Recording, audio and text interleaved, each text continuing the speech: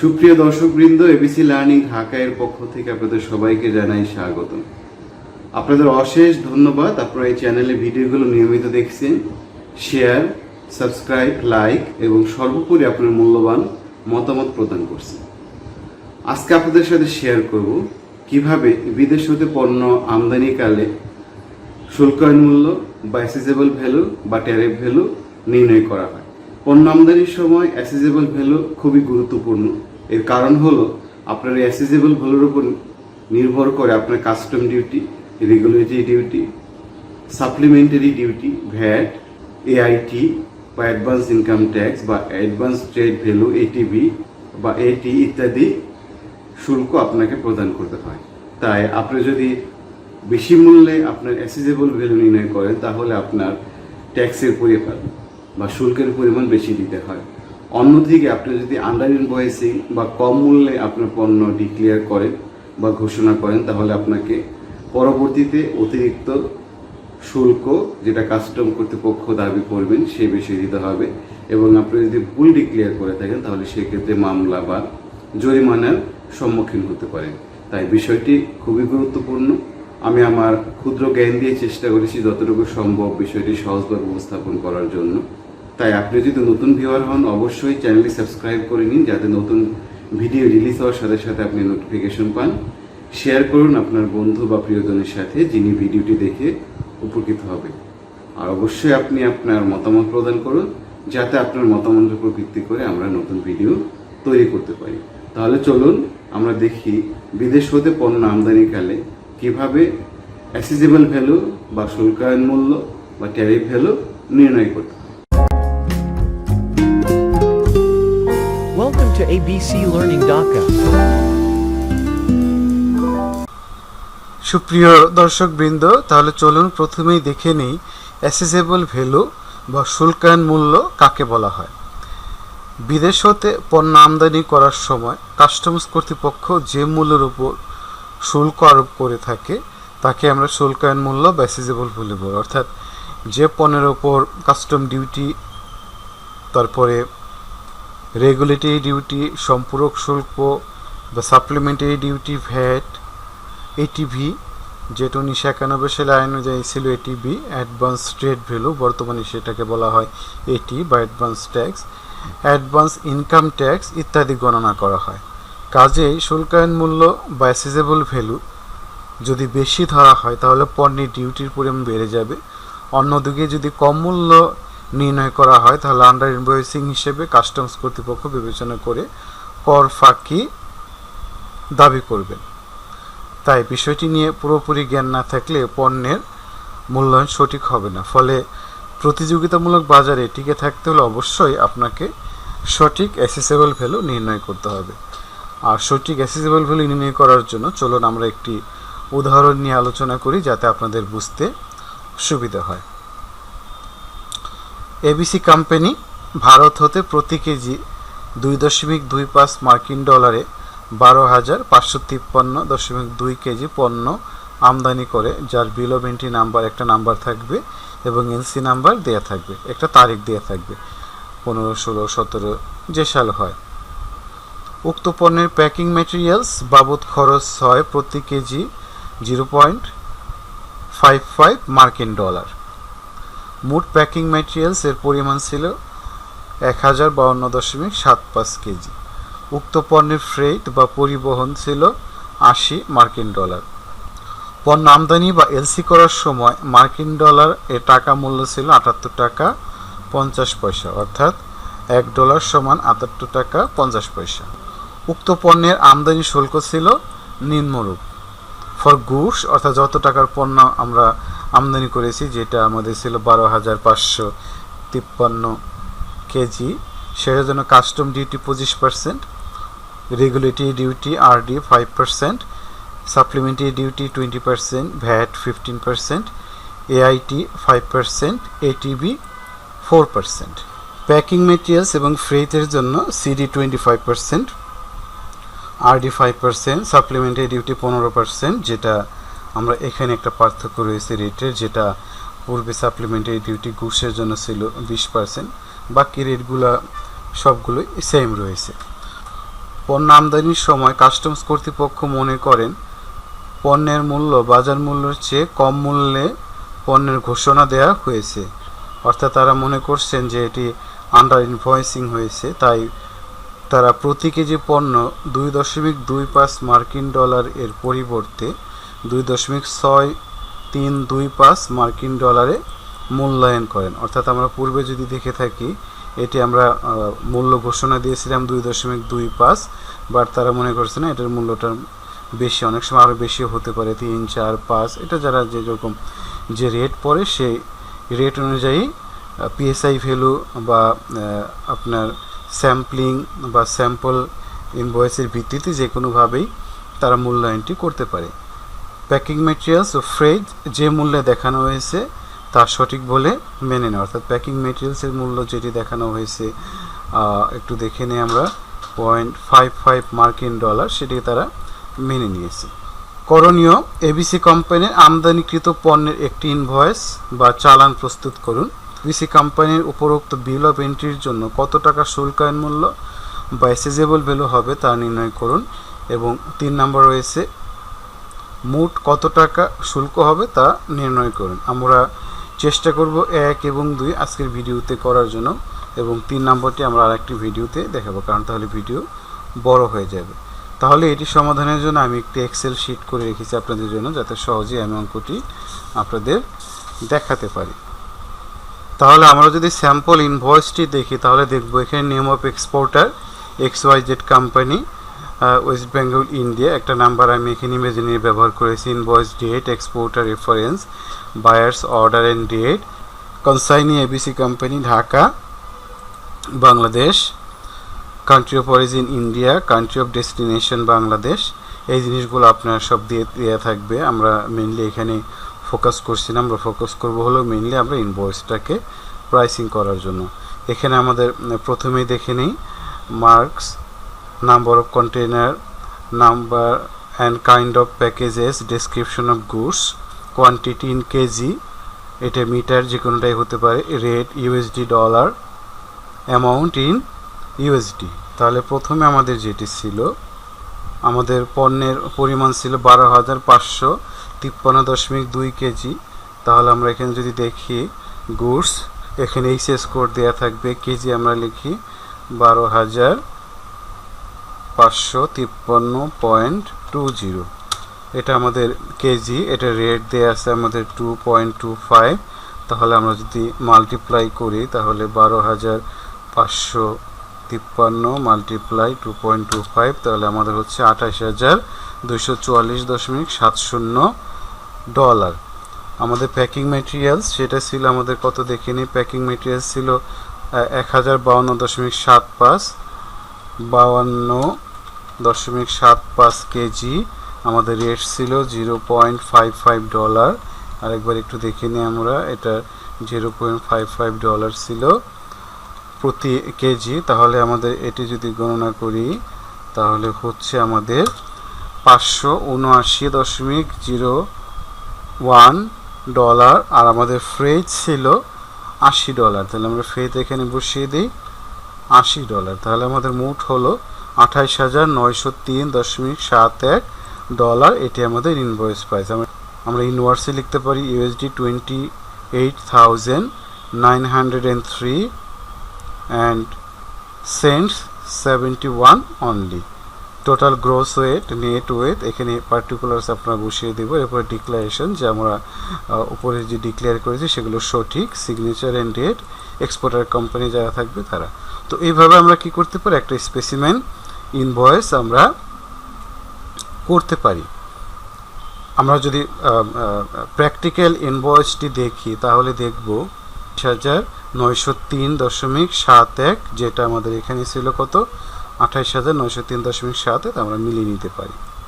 যেটা আজকের আমাদের মূল আলোচনা বিষয়, এবিসি কোম্পানির উপরোক্ত বিল অফ এন্ট্রির জন্য কত টাকা শুল্কায়ন মূল্য হবে বা অ্যাসেসেবল ভ্যালু হবে তার নির্ণয় করুন। তাহলে অ্যাসেসেবল ভ্যালু নির্ণয় করার জন্য পূর্ব থেকে আপনাদের জন্য একটি এক্সেল সেটা আমি তৈরি করে রেখেছি, এখানে সেই ফিগারগুলো আমরা বসিয়ে দেবো। ক্যালকুলেশন অফ অ্যাসেসেবল ভ্যালু, এই ভ্যালুটি আমরা যদি আমাদের প্র্যাকটিক্যালি বিল অফ এন্ট্রিতে চাই তাহলে দেখব এই ভ্যালুটি আমাদের 42 নম্বর কলামে দেওয়া আছে 28,244.70।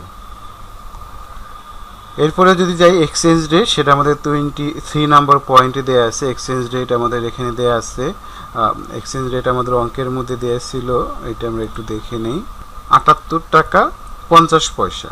তাহলে আমরা 78 টাকা 50 পয়সা এক্সচেঞ্জ রেট আমরা বসিয়ে দেই 78.50।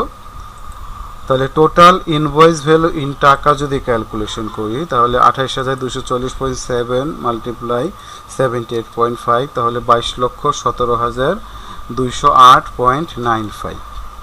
এর সাথে আমরা যোগ করব আদার কস্ট অফ ইন্স্যুরেন্স 44 নাম্বার। আমরা যদি দেখি নোট দেখি যে আদার কস্ট আমরা জানি 1% ইন্স্যুরেন্স কস্ট এবং 1% ল্যান্ডিং চার্জ এই ইনভয়েস ভ্যালুর সাথে যোগ করতে হয়। আমরা যদি একটা নোট ক্যালকুলেশন করি তাহলে নোট 2তে আমরা দেখব এখানে কিভাবে ইন্স্যুরেন্স কস্ট ক্যালকুলেশন করা হয়। Insurance cost is charge on the total invoice value at the rate of 1%.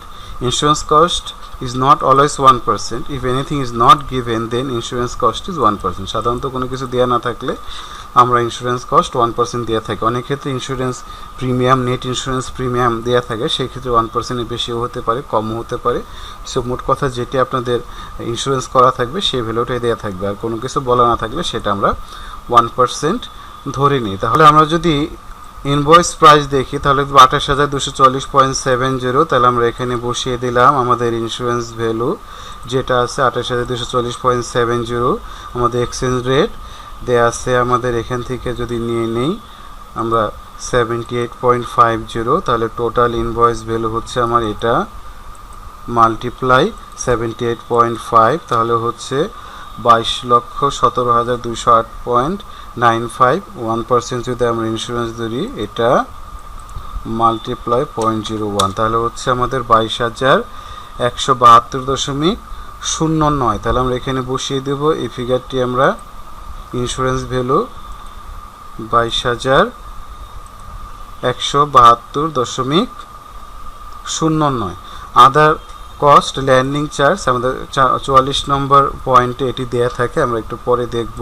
আমরা নোট 3তে যখন ক্যালকুলেশনটা দেখব তাহলে দেখব আমাদের নোট 3তে যদি যাই landing cost is charge after adding insurance charge, অর্থাৎ আমরা এই যে ইন্স্যুরেন্স চার্জ যোগ করার পরে যে ভ্যালুটি হবে সেটির উপর আমরা ল্যান্ডিং চার্জ আমরা ক্যালকুলেট করব। তাহলে একইভাবে আমি এটি প্রথম থেকেই দেখাই। ইনভয়েস প্রাইস যদি হয় তাহলে 28,244.70, আমার এক্সচেঞ্জ রেট হচ্ছে আমার 78.5, তাহলে টোটাল বিডিটি হচ্ছে এটা মাল্টিপ্লাই এইটা, তাহলে হচ্ছে এটা আমার ইন্স্যুরেন্স ভ্যালু যদি হয় 1% তাহলে গুণ 0.01 এটা, তাহলে ভ্যালু আফটার ইন্স্যুরেন্স তাহলে যোগ করব কি 22,17,208.95 প্লাস 22,172.09, তাহলে হচ্ছে আমাদের 22,39,381.04। এর উপরে আমরা যদি 1% করি গুণ 0.01 তাহলে হচ্ছে আমার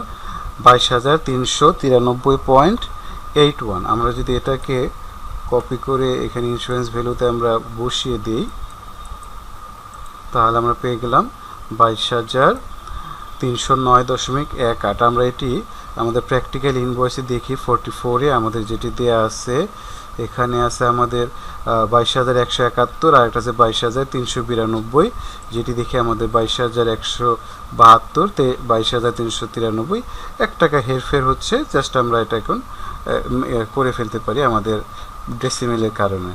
তাহলে আমরা টোটাল ভ্যালু যদি ক্যালকুলেট করতে যাই তাহলে 22,17,208.95 যোগ আদার কস্ট ইন্স্যুরেন্স হচ্ছে 22,172.09 প্লাস আদার ল্যান্ডিং চার্জ হচ্ছে আমাদের 22,393.81, তাহলে আমাদের হচ্ছে 22,61,774.85। এটি হলো আমার টোটাল অ্যাসেসেবল ভ্যালু ফর গুডস, যেটা আমরা গুডসের জন্য ক্যালকুলেট করলাম। এখন আমি একটি অ্যাডজাস্টমেন্টের কথা বলেছিলাম, যেটি হলো অ্যাডজাস্টমেন্ট সম্বন্ধে একটু জেনে নিই। অ্যাডজাস্টমেন্ট জিনিসটা কি? অ্যাডজাস্টমেন্ট হলো যখন আমরা কোনো পণ্যের মূল্য ডিক্লেয়ার করব, কাস্টমস কর্তৃপক্ষ মনে করতে পারে না যে মূল্য ডিক্লেয়ার করা হয়েছে সেটি আন্ডার ডিক্লেয়ার করা হয়েছে, সেটাকে বেশি মূল্য যখন করা হয় সেটাকে বলা হয় অ্যাডজাস্টমেন্ট। এখানে আমাদের ইনভয়েস প্রাইস দেওয়া ছিল আমাদের 2.25 পার কেজি ইউএস ডলার, অথবা আমরা এভাবে লিখতে পারি USD 2.25 per KG. But government মনে করছে না, এটার ভ্যালু হবে কত? 2.6325 মার্কিন ডলার। তাহলে আমরা এখানে বসিয়ে দেব 2 ইউএসডি 2.6325। তাহলে আমরা যখন অ্যাডজাস্টমেন্ট করব তখন দেখব যে গভর্নমেন্টের রেট, এটাকে ভাগ দিব আমাদের ইনভয়েস প্রাইস দিয়ে 2.6325, আমরা এটাকে ভাগ করব 2.25, তাহলে হচ্ছে আমাদের 1.17 অ্যাডজাস্টমেন্ট। এই 1.17 অ্যাডজাস্টমেন্টকে আমরা এখানে অ্যাসেসেবল ভ্যালু ক্যালকুলেশন করার জন্য 1.17 বসিয়ে দিব।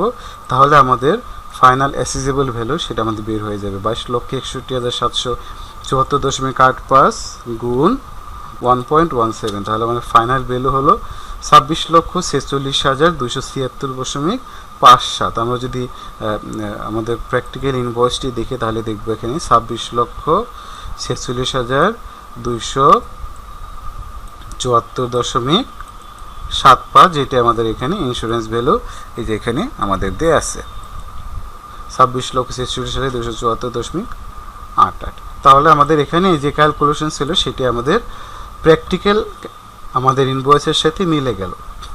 এখন আমরা যদি বলি assessable value for packing materials, packing মেটেরিয়ালসের জন্য আমাদের যদি ক্যালকুলেশন করি তাহলে টোটাল প্যাকিং মেটেরিয়ালস কস্ট আমাদের কত ছিল সেটা আমরা একটু দেখে নিই। অ্যাজ পার ইনভয়েস সেটা ছিল আমাদের ইনভয়েসে ছিল আমাদের 579.01। তাহলে এটাও যদি আমরা এখানে কপি করে বসিয়ে দিই 579.01, আর আমাদের ফ্রেট কস্ট ছিল $80। তাহলে দুইটা যদি আমরা যোগ করি তাহলে হচ্ছে 659.01। এক্সচেঞ্জ রেট আমাদের যেটা ছিল সেটাই 78.5। তাহলে আমি যদি টোটাল টাকা মূল্যায়ন করি 659.01 গুণ 78.5, তাহলে হচ্ছে 51,732.48। আদার কস্ট, ইন্স্যুরেন্স একইভাবে আমরা ক্যালকুলেশন করব।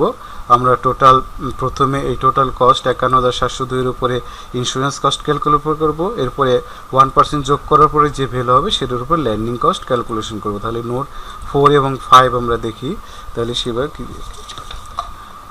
ইনভয়েস প্রাইস ছিল আমার কত ছিল আমার একটু দেখে নিই, 659.01। তাহলে এটা আমরা কপি করে নোটে এখানে বসিয়ে দিই। এক্সচেঞ্জ রেট আমার 78.5। তাহলে যদি আমি গুণ করি এটা মাল্টিপ্লাই এটা, তাহলে হচ্ছে আমার 51,732.48।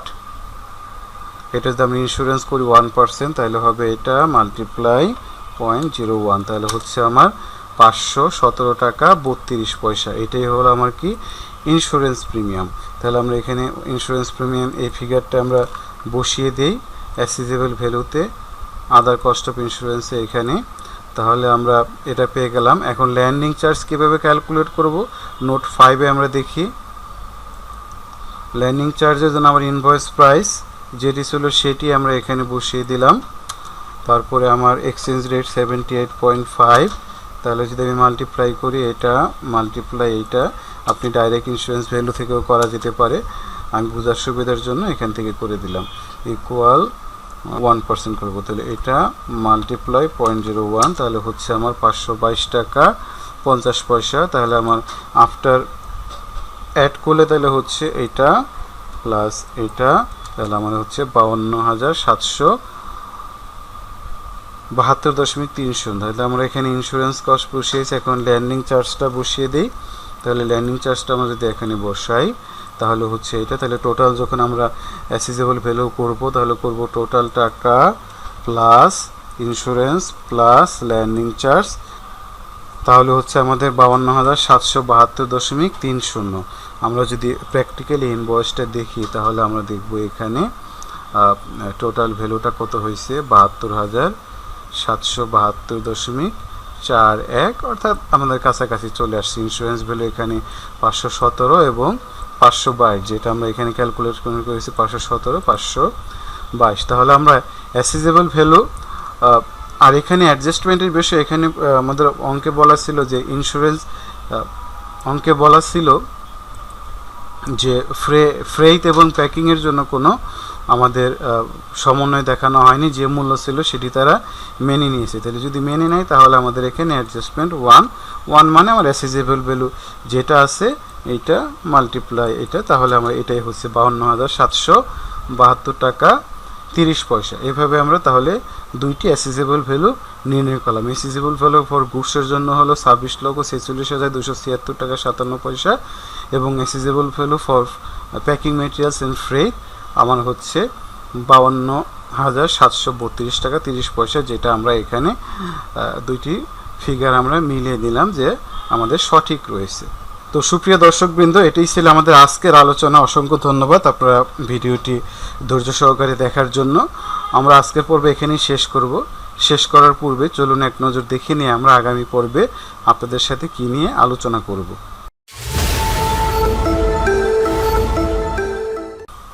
সুপ্রিয় দর্শকবৃন্দ, আমি আগামী পর্বে আপনাদের সাথে আলোচনা করব সেই অঙ্কের আলোকে যে কিভাবে এই অ্যাসেসেবল ভ্যালু থেকে কাস্টম ডিউটি, যেটি আমরা custom duty, regulatory duty, supplementary duty calculation করে আমাদের কত টাকা ট্যাক্স দিতে হবে প্যাকিং মেটেরিয়ালসের জন্য এবং কত টাকা ট্যাক্স দিতে হবে গুডসের জন্য, এই বিষয়গুলো আমরা আলোচনা করব। আশা করি অবশ্যই দেখবেন। সবাইকে দেখার আমন্ত্রণ জানিয়ে আজকের মতো এখানেই শেষ করছি। সবাই ভালো থাকুন, সুস্থ থাকুন, নিরাপদে থাকুন। সবাইকে অশেষ ধন্যবাদ।